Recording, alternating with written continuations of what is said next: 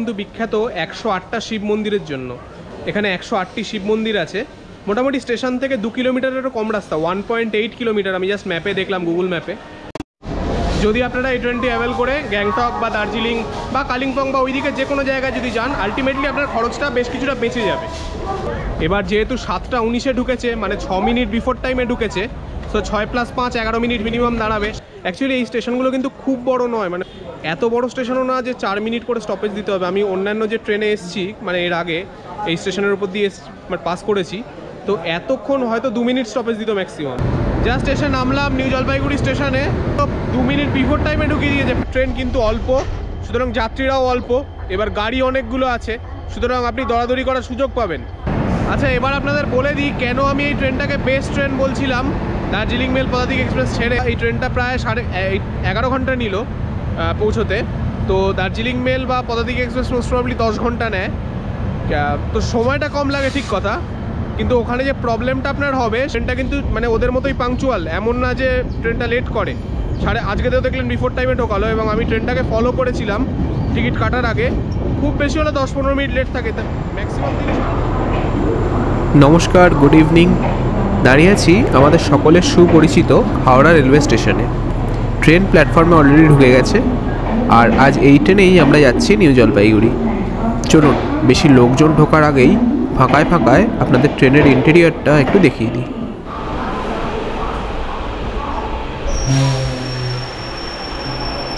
কম্পার্টমেন্টে ঢুকেই সামনে একটা বড় মিরর, এপাশে দুটো প্লাগ পয়েন্ট আছে, আর এই সাইডে আর একটি প্লাগ পয়েন্ট। আচ্ছা, আপারে কিন্তু কোনো রকম বটল হোল্ডার দেওয়া নেই, ওপাশেও নেই, এপাশেও নেই। মিডল বার্থের পাশে একটা হুক দেখতে পাচ্ছি, সাইড লোয়ারেও একটা হুক আছে, একটা প্লাগ পয়েন্টও আছে। সাইড আপার কিন্তু একদমই ডিপ্রাইভড, একটা হুক পর্যন্ত নেই। বাই দ্য ওয়ে, আপনারা নিশ্চয়ই দেখেছেন আমি লিখেছি এটা হচ্ছে এনজেপি যাওয়ার বেস্ট ট্রেন। মানে বিশেষ করে যদি আপনারা দার্জিলিং বা গ্যাংটক যান, তাহলে এটা হচ্ছে বেস্ট ট্রেন।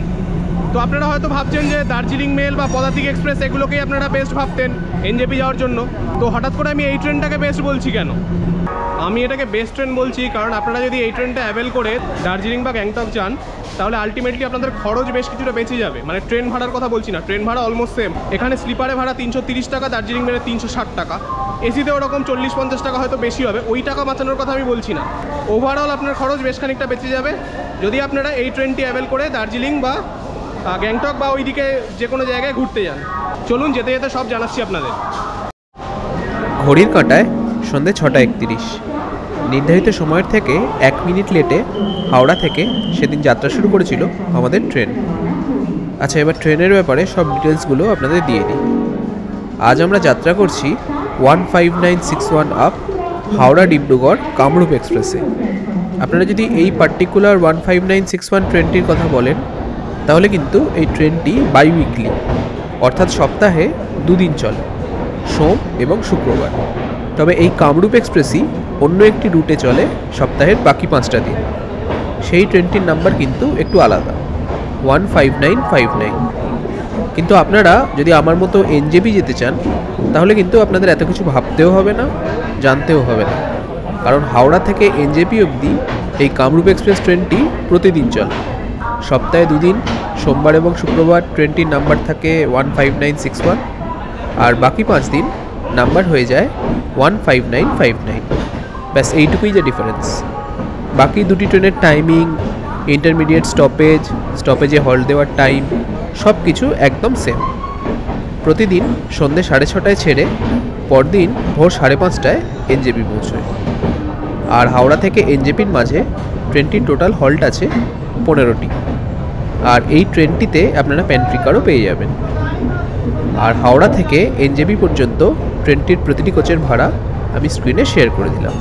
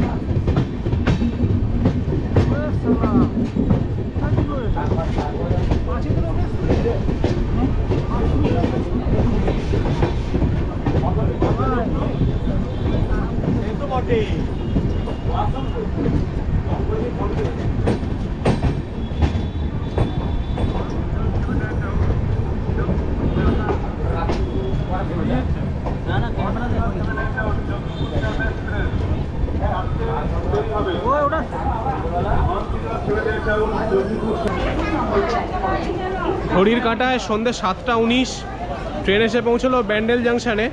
এটাই হচ্ছে আমাদের যাত্রাপথের প্রথম স্টেশন। আর এখানে টাইম ছিল 7:25-এ, আর এখানে 5 মিনিট দাঁড়িয়ে ছেড়ে যাওয়ার কথা ছিল 7:30 নাগাদ। এবার যেহেতু 7:19-এ ঢুকেছে, মানে 6 মিনিট বিফোর টাইমে ঢুকেছে, সো 6 + 5 11 মিনিট মিনিমাম দাঁড়াবে, 7:30 আগে বেরোবে না।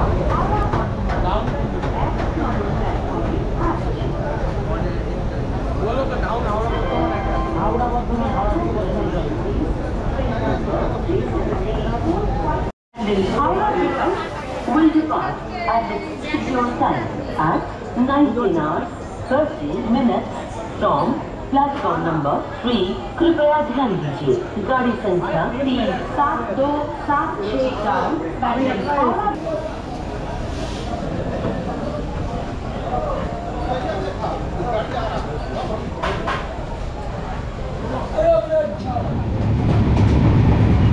চলুন এবার ওয়াশরুমটা আপনাদের দেখিয়ে দিই। সামনেই একটা বড় মিরর, বেসিনে জল আছে, ইন্ডিয়ান স্টাইল টয়লেট,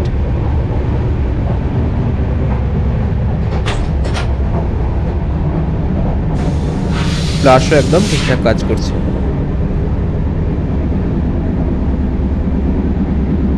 ও বাবা, এখানে জেট স্প্রেও আছে দেখছি। স্লিপারে জেট স্প্রে আমি লাইফে ফার্স্ট টাইম দেখলাম মনে হয়।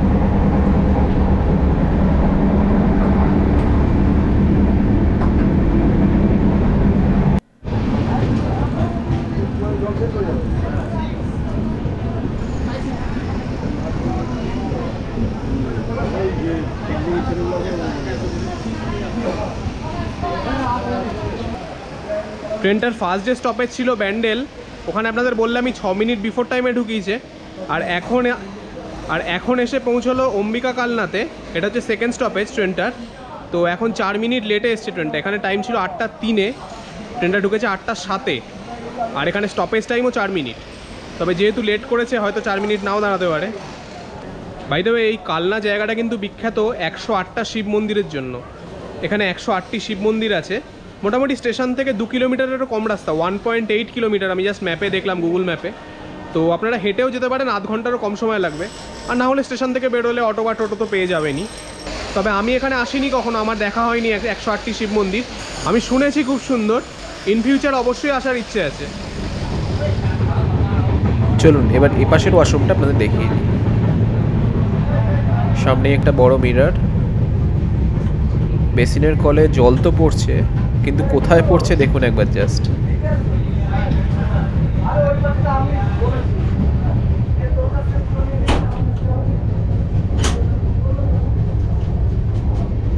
আচ্ছা, এটাও ইন্ডিয়ান স্টাইল, আর এখানেও ফ্ল্যাশ পারফেক্টলি কাজ করছে। আর জেট স্প্রে কিন্তু এখানেও আছে এবং কাজও করছে, খুব ভালো ব্যাপার।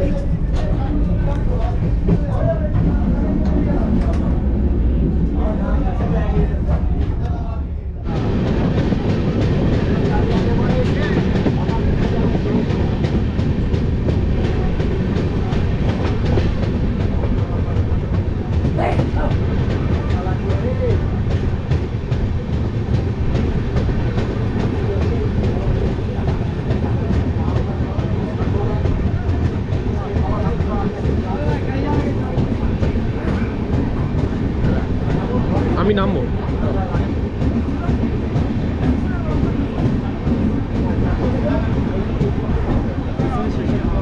ঘড়ির কাঁটায় রাত 8:32, ট্রেন এসে পৌঁছলো নবদ্বীপ ধামে।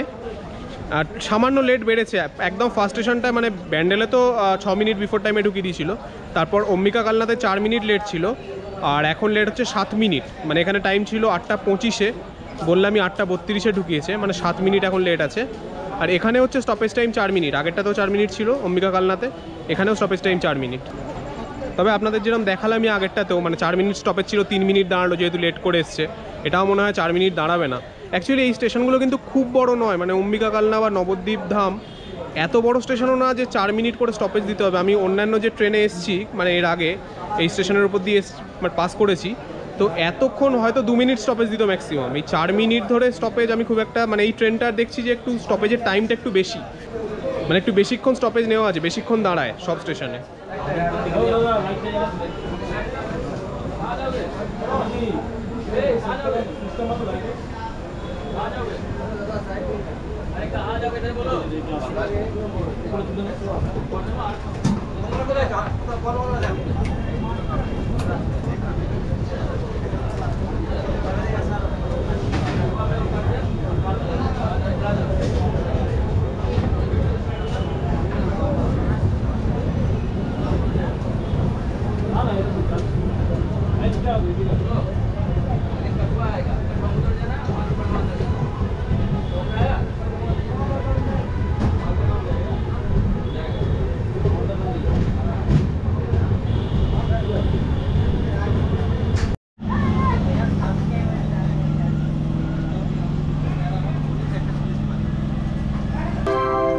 ঘড়ির কাঁটায় রাত 9:21, ট্রেন এসে পৌঁছলো কাটোয়া জাংশন রেলওয়ে স্টেশনে।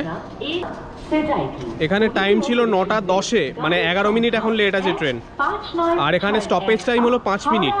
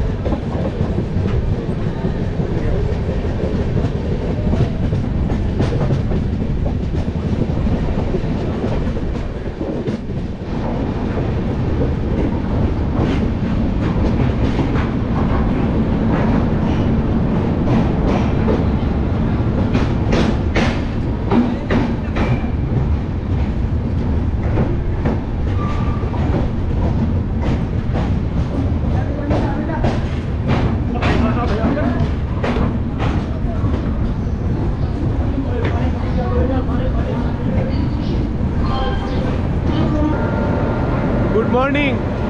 ঘড়ির কাঁটায় সকাল 5:30, জাস্ট এসে নামলাম নিউ জলপাইগুড়ি স্টেশনে। 5:30 টাইম ছিল, 2 মিনিট বিফোর টাইমে ঢুকিয়ে দিয়েছে, 5:28। আর ট্রেনটার এখানে স্টপেজ টাইম হলো 10 মিনিট। আচ্ছা, এবার আপনাদের বলে দিই কেন আমি এই ট্রেনটাকে বেস্ট ট্রেন বলছিলাম। দার্জিলিং মেল পদাতিক এক্সপ্রেস ছেড়ে কেন এই কামরূপ এক্সপ্রেসকে বলছিলাম যে আপনি যদি দার্জিলিং, সিকিম, কালিম্পং বা এরকম কোথাও যেতে চান তাহলে এটা হচ্ছে বেস্ট ট্রেন যাওয়ার। দেখুন, আপনারা যদি দার্জিলিং মেল বা পদাতিক এক্সপ্রেসে যান ওই ট্রেনগুলো এর থেকে কম টাইম নেয় ঠিক কথা, এই ট্রেনটা প্রায় 11.5 ঘন্টা নিল পৌঁছোতে। তো দার্জিলিং মেল বা পদাতিক এক্সপ্রেস মোস্ট প্রবাবলি 10 ঘন্টা নেয়, তো সময়টা কম লাগে ঠিক কথা। কিন্তু ওখানে যে প্রবলেমটা আপনার হবে সেটা হচ্ছে দার্জিলিং মেল বা পদাতিক এক্সপ্রেস ওগুলো পৌঁছয় মোটামুটি সকাল 8টা-9টার দিকে। এবার ধরুন আপনি সকাল 8টা-9টায় পৌঁছলেন, তারপর গাড়িতে আপনি যান বা বাসে যান, যাতেই যান বা শেয়ারে যান, মোটামুটি গ্যাংটক বা দার্জিলিং পৌঁছতে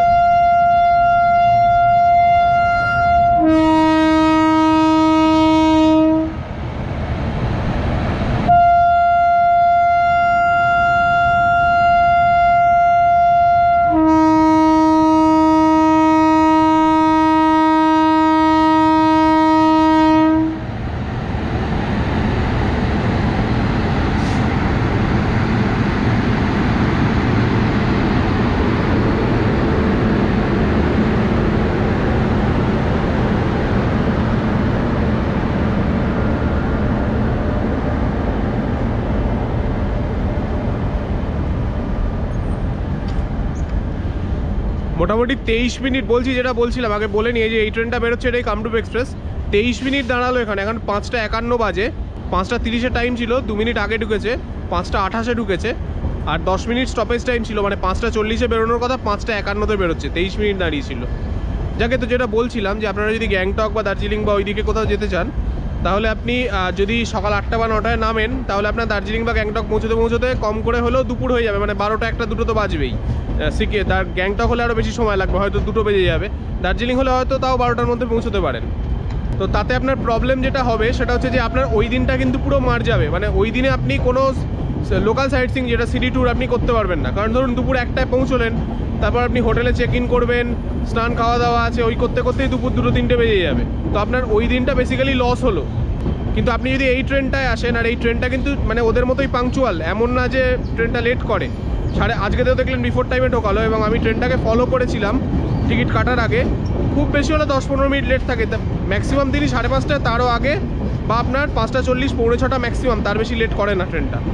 তো এটাই যে সুবিধাটা আপনার হবে সেটা হচ্ছে যে 7টার মধ্যে আপনি ধরুন শিলিগুড়ি SNT বাস স্ট্যান্ড পৌঁছে যাবেন যদি আপনি বাসে যেতে চান, বা গাড়িতে যেতে চাইলেও শিলিগুড়ি থেকে আপনি গাড়ি অনেক সস্তায় পাবেন। তো আপনি যদি 7টাতেও স্টার্ট করেন, আপনি কিন্তু গ্যাংটক হলেও পৌঁছে যাবেন 12টার মধ্যে, দার্জিলিং হলে তো আপনি 10টাতেই পৌঁছে যেতে পারবেন।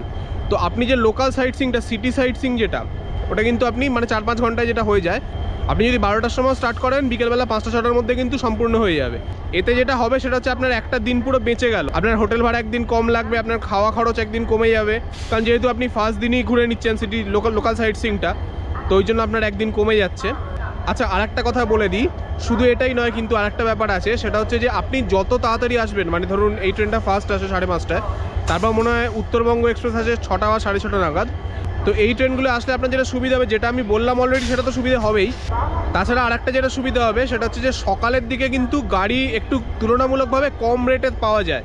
মানে আপনি যদি গাড়িতে যান, শেয়ারের রেট সেম, বাসের রেটও সেম, কিন্তু আপনি যদি রিজার্ভ করে যেতে চান, আপনি কিন্তু গাড়ি সকালবেলার দিকে, ভোরবেলার দিকে বা সকালবেলার দিকে যাই বলুন, একটু কমে পাবেন তুলনামূলকভাবে। কারণ দেখুন সকালবেলার ট্রেন কিন্তু অল্প, সুতরাং যাত্রীরাও অল্প, এবার গাড়ি অনেকগুলো আছে, সুতরাং আপনি দরাদরি করার সুযোগ পাবেন। কিন্তু যখনই 8টা-9টা বেজে যাবে, সকাল 8টা-9টা বেজে যাবে, তখন আপনার গাড়ির সংখ্যা কমে যাবে এবং প্যাসেঞ্জারের সংখ্যা বেড়ে যাবে, সো আপনার দরদাম করার স্কোপটা কমে যাবে। এনিওয়েজ, চলুন আজকের ব্লগটা তাহলে এখানেই শেষ করি। ভিডিওটি ভালো লাগলে প্লিজ একটা লাইক করে দেবেন, আর চ্যানেলে নতুন হলে প্লিজ চ্যানেলটি একটু সাবস্ক্রাইব করে নেবেন। দেখা হচ্ছে পরের পর্বে, ততদিন খুব ভালো থাকবেন। নমস্কার।